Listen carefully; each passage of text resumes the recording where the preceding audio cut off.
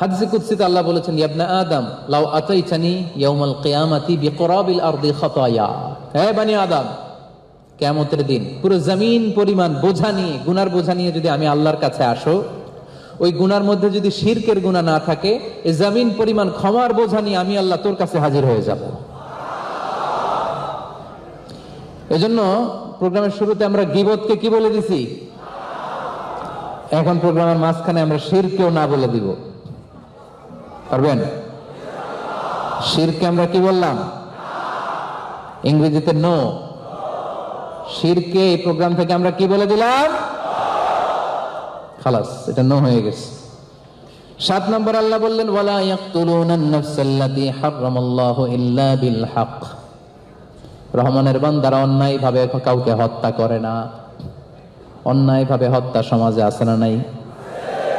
গুম করার সিস্টেম আছে।